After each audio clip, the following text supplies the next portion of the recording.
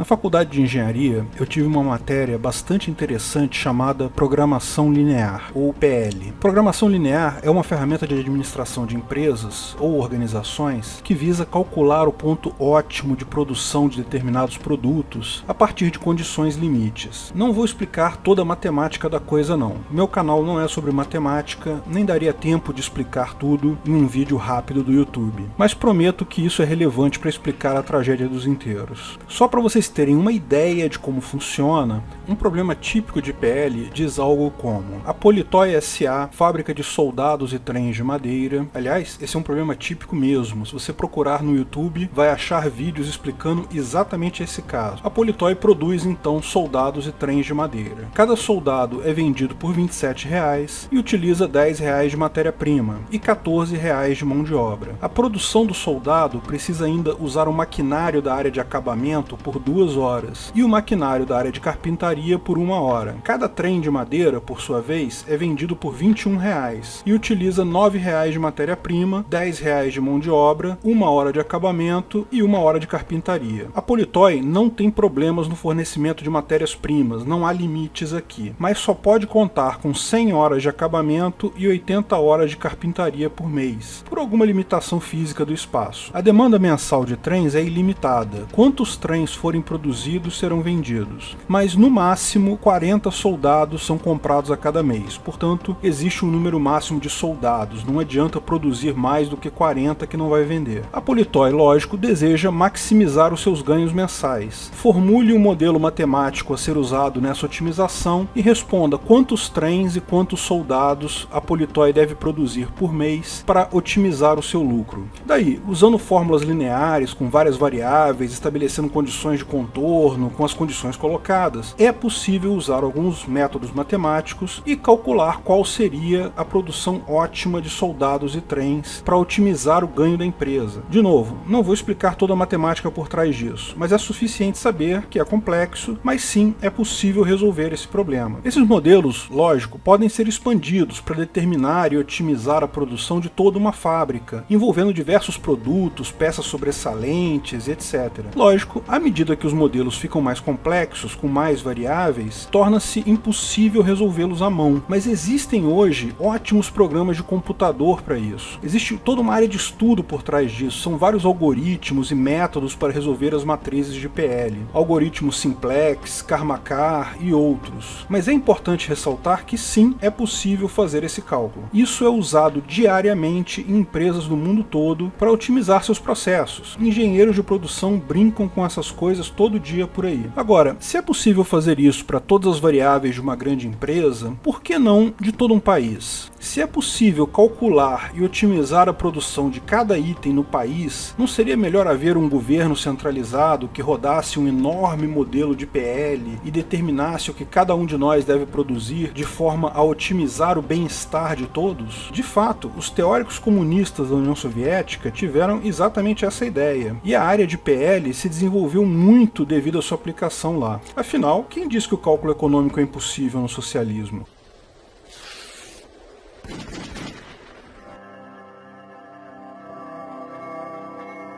O que é a tragédia dos inteiros?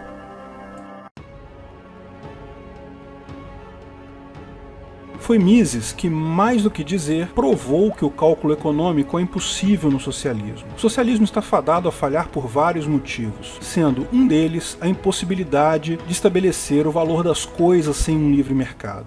E é muito fácil mostrar isso até usando programação linear. Olha, isso não é uma prova e nem tem a ver com a prova feita pelo Mises. É só uma outra forma de mostrar o absurdo. Programação linear é um problema que se torna mais complexo a cada nova variável adicionada. São algoritmos chamados de tempo polinomial. O tempo para resolver um problema aumenta aritmeticamente com o número de variáveis. Assim, mesmo um problema muito complexo pode ser calculado. Basta incrementar o tempo de computação ou a capacidade do processador para permitir uma solução. Mas isso se todas as variáveis forem números reais. A questão é que quando as variáveis do problema são inteiros, a coisa muda de figura. Nesse caso, o problema se torna torna o que é chamado em matemática de NP completo e rapidamente se torna impossível de resolver quando a complexidade aumenta. O tempo de computação necessário para incluir uma nova variável é exponencial, não mais aritmético, o que significa que problemas complexos demais se tornam impossíveis de resolver. E veja, a quantidade de produtos é um número inteiro. O número de trabalhadores também. Não tem como empregar 4,2 pessoas ao mesmo tempo. Ou você emprega 4 ou emprega 5. Veja, é importante notar que isso só é um problema com números pequenos. Para grandes números, é muito fácil aproximar o número inteiro por um número real. Se o modelo diz que temos que construir 293.393,3 computadores, é só arredondar isso para 293.392. O erro introduzido aí é pequeno proporcionalmente, menos que 0,0001% de erro, então não causa impacto. Mas quando os números são inteiros pequenos, a coisa foge de controle. Por exemplo, um modelo de PL com variáveis reais que diga que se deve construir 1,6 submarinos nucleares é simplesmente inutilizável, porque arredondar para 2 seria um erro de mais de 20%,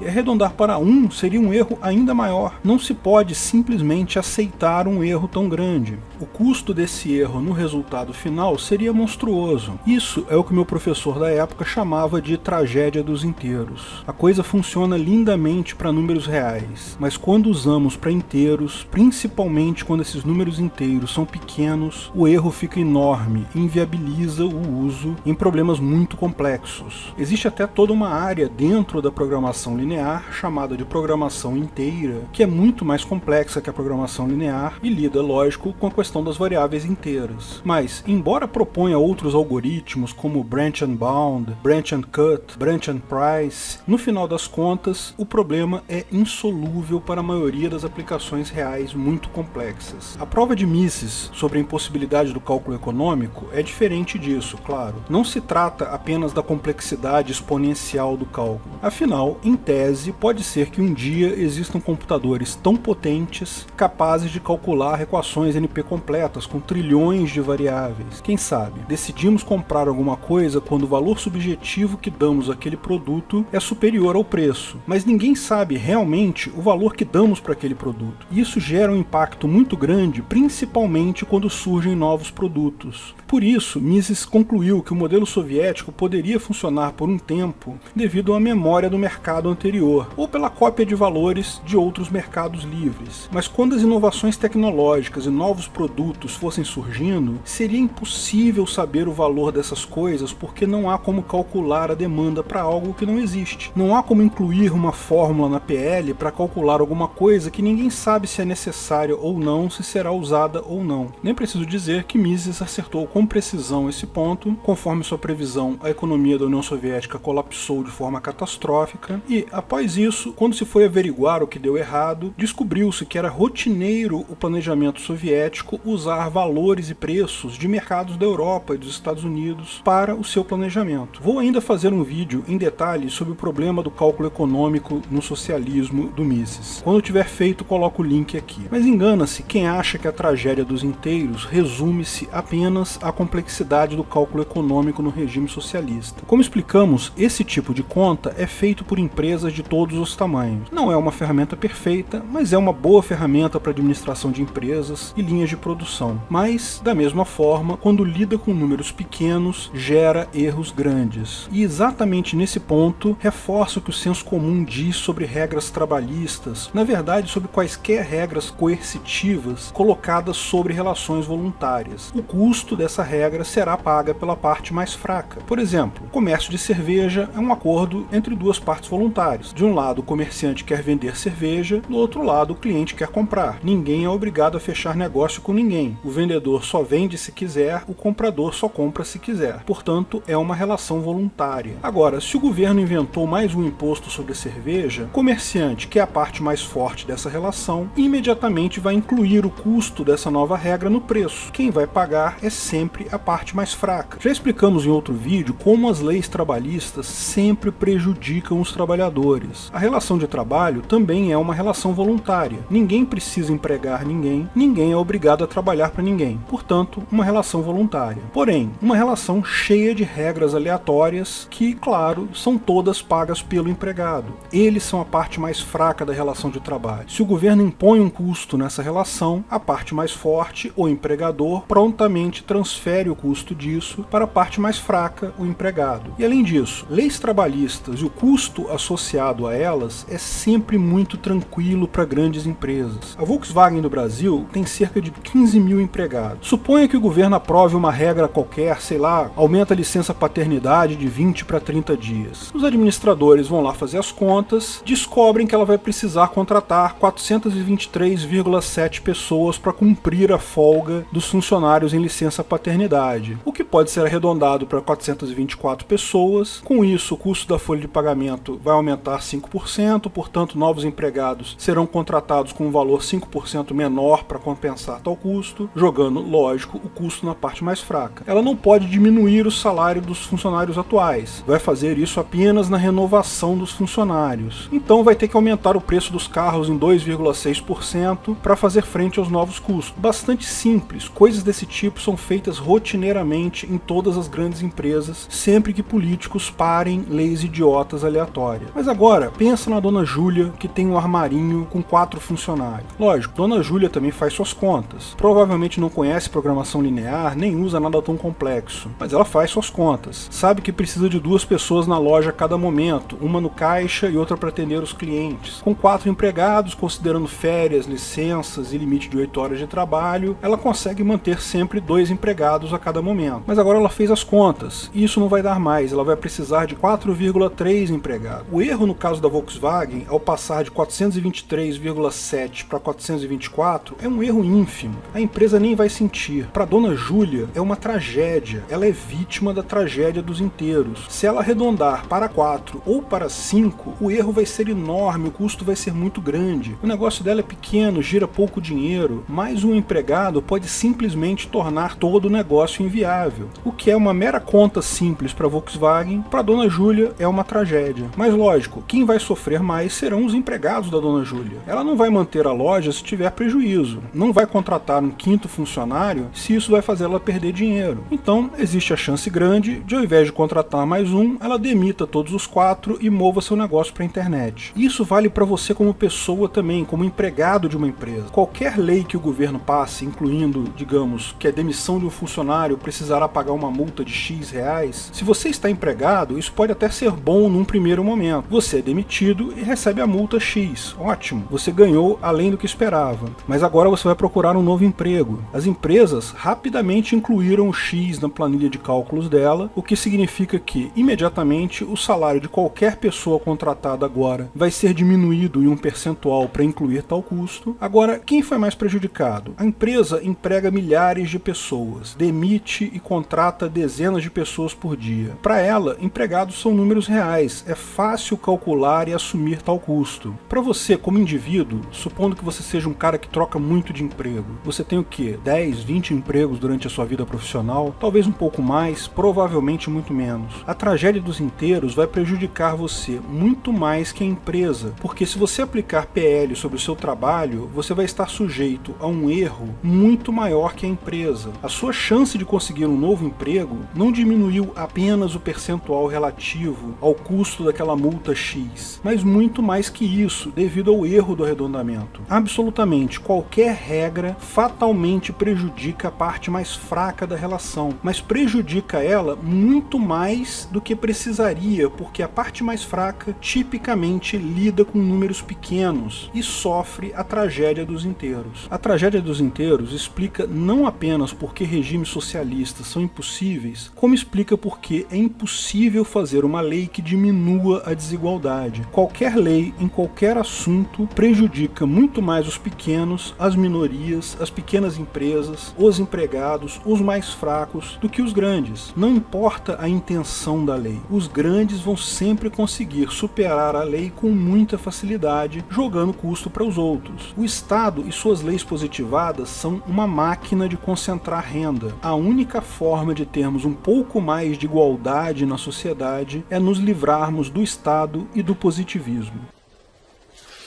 Se você gostou do vídeo, não esqueça de curtir e compartilhar.